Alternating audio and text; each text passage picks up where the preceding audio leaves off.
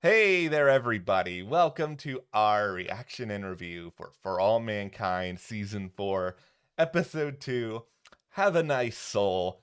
It's a Oh, very wholesome title for an episode that was kind of very distressing at times. very distressing at times. I mean, we're really starting to get to know the Miles character a Yeah. lot better, a lot deeper. He didn't really know what he was signing up for. He's now stuck there for 2 years. It's miserable. We got Danielle's back. She's Yep. trying to make some changes. Ed is still being his curmudgeon self, where he's like, as long as I got TV, it's all good. There was a lot that was going on in this episode. There is a lot, and it begs a big question in that is For All Mankind better when it's doing big significant advancements in space travel, or is For All Mankind better when it gets into kind of like these character based, like soapy directions, like characters fighting with each other and class structure and some Mhm. of the sort of stuff that we get explored here? Yeah, I mean, of course, this show takes huge swings, bigger swings Yeah. than almost any show out there. No one is safe. And that is very exciting with this show. But when they do dive deeper into characters, let us get to know people, like this show really shines. Yeah, and we're gonna get into a lot of individual characters. There's a couple of storylines that I am very excited to see where they go moving forward. But before we venture forward in that, be sure to join our Patreon because we have weekly live streams there all about For All Mhm. Mankind. We are taking you through the solar system, having a great time. We love doing these weekly Patreon discussions, and we hope you guys become a part of them. Okay, let's just start here with Downton Mars, because this is very Downton Abbey-ish, where it feels like you've got Ed, who Mhm. kind of thinks he's Hugh Bonneville's character in Downton Abbey, where he's the big man on campus. He's got everything under control. He's the hero. And then you've got, in his mind, the servants who are working Mhm. under him, who take care of him, and who do everything just for him. Yeah, and there's a lot of people that feel that way too. We sort of saw this upstairs, downstairs mentality where, Miles finally gets up there with a bunch of other people and he gets a second to kind of look around. It's like, okay, into the elevator. You're going down a few floors. This is where you guys stay. This is where your quarters are. No windows, worse food. The comms don't work that great. So, yeah, you'll get videos, but you probably can't watch them. They haven't worked in weeks. And, not only that, but you're losing 30% of your pay because you have to pay for the uniforms and all the, toothpaste, everything else. So by the time Miles figures all this out, he's like, wow, I just signed up to make less money than I was when I was back on Earth. Like, this is miserable here. And then, yeah, you have everyone upstairs treating the downstairs people like they're trash, where it's like he's up there fixing one thing and the guy's like ignoring him and is like, oh, you've fixed a toilet as well. He's like, that's not my job. I don't know how to do that sort of thing. But they're just not treating them the same. It's fascinating for me to watch. I will say that. I came into this storyline being like, okay, I would rather see more stuff with NASA, more stuff, exploring Mars, get into like that element of the sci-fi that Mhm. this show does so well. But now that I'm in it, it's just sort of like you get served a plate of food, and sometimes you're like, oh, that looks a little bit weird, but then you take a couple of bites, it's like, oh, this is actually pretty good. This is actually pretty good because it's exploring something that I think makes perfect sense. Mhm. You're establishing a new society, and in a new society, there's always going to be people who think that they're kings of the castle and that they can treat everybody else however they want to treat them, and that it's going to be okay because these other people, like Miles, they don't really have any say in the matter. Now, where do I Mhm. think this could be going? I'll put on the tinfoil hat here and I'll Mhm. say, Mhm. I think we could end up having some sort of revolt going on here on this Mars base where maybe Ed gets just himself into some danger because a lot of these hardworking people down at the bottom, they're probably not going to be okay being at the bottom forever and taking orders from other people when they're really the only reason that this base is staying afloat. Yeah, and I think that for the upstairs with some of the astronauts, like Ed, who's been around a long time, Yeah. he's been in this program for decades. He's, one of the first people that was part of, the moon, Mars, all of this, that it was like, it was a different time when he was going through it, where it was like only certain people got to go up, meaning astronauts, tons of training. You train your whole life for this. Now it's like, Miles, regular guy, up here. Yeah. I see why Ed is pushing back at it, to be like, it's not like the good old days where you really had to train to be up here. It's now anybody can be up here. And we saw a little bit of that attitude as well with the whole hotel thing, where it was Yeah. like, now just anybody can be up here, sort of thing, instead of seeing it that he helped pave the way Yeah. for everyone to be able to have a chance to enjoy space. That it's less about that and more about space is special because me, me, me, me, me. And there are other astronauts on there that feel that way too, but not my girl Danielle. She is up there being like, this is wrong. Yeah. Why is it like this? These guys don't even have like access to the satellite. It's been broken. They'll be fine. And she's like, no, man, they won't be fine. She's just, you're a good person, Danielle. I love Danielle. Congratulations. She's my favorite. She's okay. You can be in my top 3, Danielle. You're not my favorite, but I like you.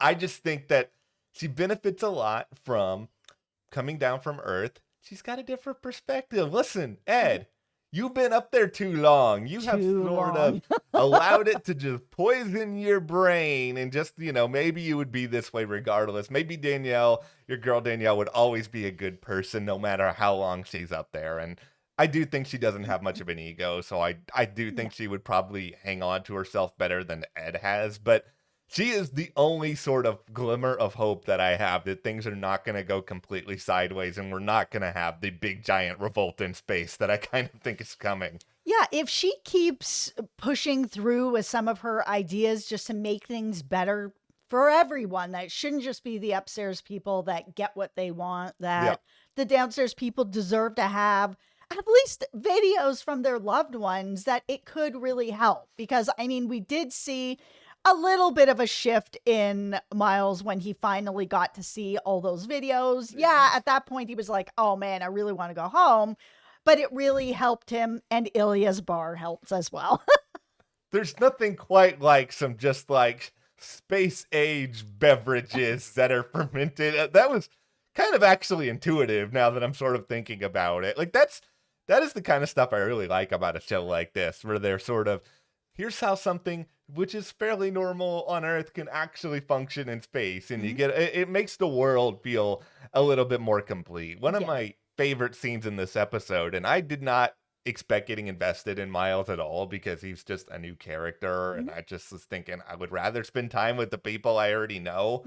But him recording that message for his family and like, here's a rock, and trying to like put on this really persona and then just breaking down immediately. I felt so much for him in that moment. Yeah, that was the moment that I was like, okay, Miles, we're in it together. Like the first episode, I was like, yeah, take him, leave him. I don't know him well enough. But that was the minute where, even his bunkmate was like, where'd you get that rock? Oh, I think this is so-and-so's meatloaf. I was like, oh my goodness. Like, this is rough. It is really rough. And you know what? I sympathize with this kid too. So if you were on Mars, I would want to see a rock. I'm just saying it is a very reasonable request. Yeah.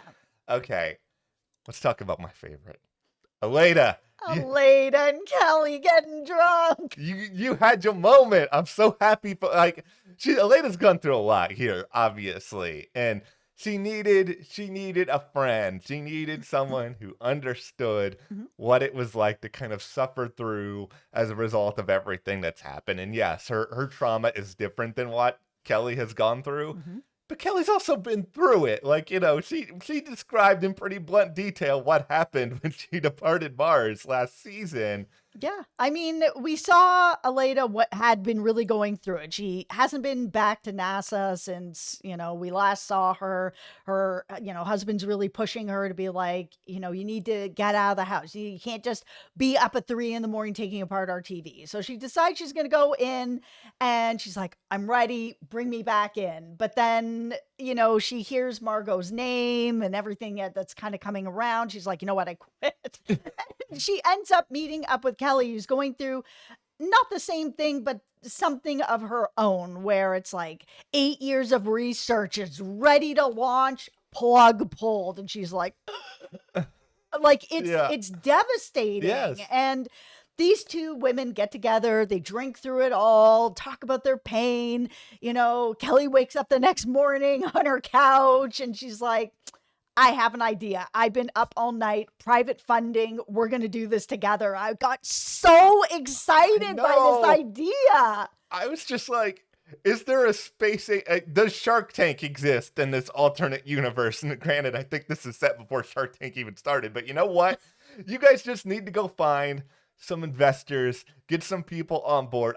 I believe in the two of you. Aleda's never going to sleep, so she's just going to work around the clock to try to figure this out. Yeah, you guys just need to call Dev. Yeah, Oh, Dev. Oh, Dev. For a second there, I was just like, I forgot about Dev. And then it all just immediately comes rushing back. Oh, it's Dev. Listen, Dev can get money. Dev can get money. Dev, a.k.a. Mr. Solomon from the Blacklist, my guy, you got to resurface at some point. Who knows exactly what that's going to look like. But, here's the stealth MVP of this episode. The kid who basically goes up to Kelly. It's just like, you barfed everywhere. It's just like, that is totally something a kid would do. Not good morning. That how you barfed everywhere. Absolutely. Okay. Let's get into Margot. Margot, this is very sad. Like, this whole storyline with Margot is very sad. Like, she's just like alone in like the new Soviet world that has been built up in this show, and it is hard to watch. It's also Yes. we know how she got here though at the same time. Yeah, this has been my least favorite part of this season. It was in the premiere, it is here too.